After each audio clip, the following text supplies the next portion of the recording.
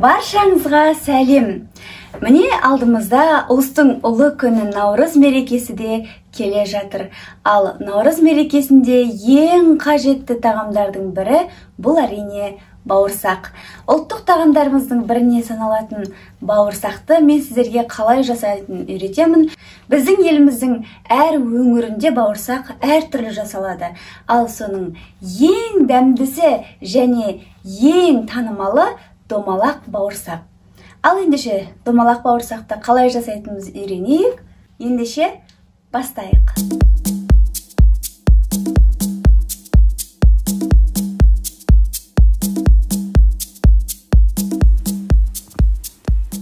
Бұл рецептпен сіздің бауырсағыңыз міндетті түрде керемет шығатын болады. Ендеше видеоны соңына дейін қараңыз.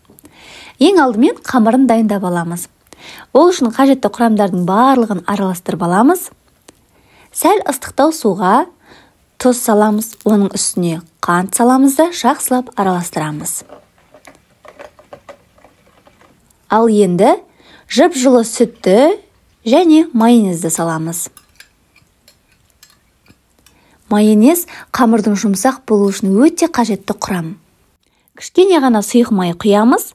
Бұл бауырсақты қуырғанда май қатты шашырамау үшін аса қажет.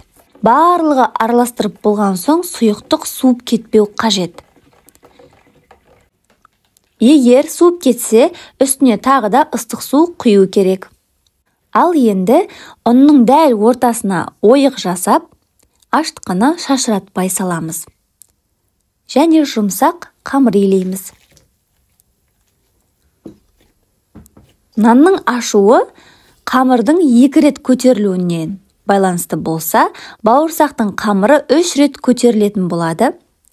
Яғни бауырсақтың қамыры 1-ші рет көтерілгенде үстінен бас-бас қойып, тағы да 2-ші рет көтерілгенін күтеміз. Содан кейін барып жеке-жеке бөліктерге бөліп, тағы да көтерілгенін күтеміз. Нан да тура сол сияқты, бірақ бір ғана айырмашылығы бар, нанда 2 рет қана көтерілетін болады. Мен описаниеге ерекше лепешка нанның пісірілу рецептісін, сілтемесін қалдырып кететін боламын. Міндетті түрде қарап көріңіз. Қамырды илеп болған соң жылы жерге орап қоямыз.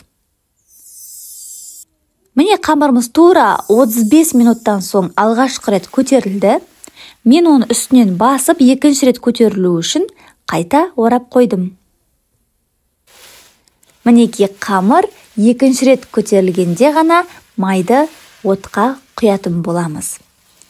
Себебі қамыр әлі 3-ші рет көтерілуі қажет. Ханымдар, сіздерге ерекше лайфхак.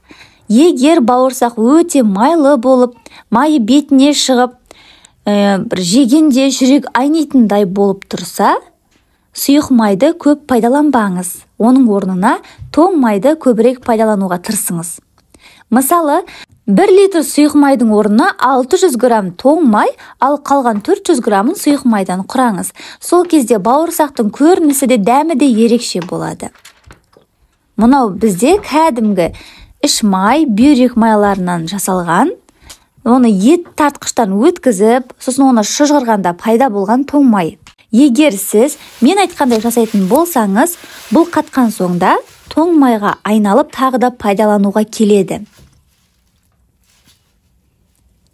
Ал енді май қызғанша біз бауырсақты домалақ пішінге келтіріп аламыз. Ол үшін осындай хыбы матадан тігілген майлықтарды пайдаланған жөн. Сол кезде сізге ешқандай ұнның немесе оқтаудың керегі болмайды. Жай ғана осылай майлықтың үстіне қолмен жайып жасай бересіз. Мен осылай қамырды бірнеше бөліктерге бөліп, олардың тағы да біраз тынғанын күтемін. Қамыр демалып болған соң, яғни демалып болған уақытта, біраз тынып болған уақытта қамырды осылай қолмен ақырын-ақырын жайып алып, оны осылай стаканның көмегімен кесіп шығамын. Кескеннен қалған қамырды да жинап біріктіріп, тағы да ең соңында бауырсақ жасайтын боламыз. Басында бауырсақтар осылай жұқа-жұқа болып тұрады. Бауырсақ 3-ші рет осы жерде, дәл осы жерде көтерілуі қажет. Ал көтеріліп болғанда бауырсақтар піспей жатып томпақ күйге енеді. Ал оларды қуырғанда одан да қатты көтеріліп томалақ бауырсаққа айналады. Сол себепті де бұл бауырсақты қазақта томалақ бауырсақ деп атайды. Бірақ олай қатты көтеріліп кеткен кезде, яғни қатты домаланғанда бауырсақтарды екінші бетіне аударып, екінші бетін пісіру өте қиынға соғады. Сол үшін де мен бауырсақты өте қатты көтерілмей тұрғанда қуырып аламын. Тез араластырып, ағарған жері болса, осылай шаншықмен ұстап тұрып пісіріп аламыз. Барлығын дәл осылай кезек бетін алмастырып пісіріп аламыз. Есте сақтаңыз, міндетті түрде бауырсақтар суып кетпей тұрғанда, оларды осылай қағаз майлыққа жайып қойып, суығанын күтесіз. Сол кезде ғана сіздердің бауырсағыңыз өз формасын жақсы сақтайтын болады. Әйтпесе ыстық күйінде бірінің үстіне бірін сала беретін болсаңыз, үлпілдеп, томалақ болып піскен бауырсақтар майысып, езіліп қалуы ықтимал. Қағаз майлықтың үстінде әбден суығанша ұстаймыз.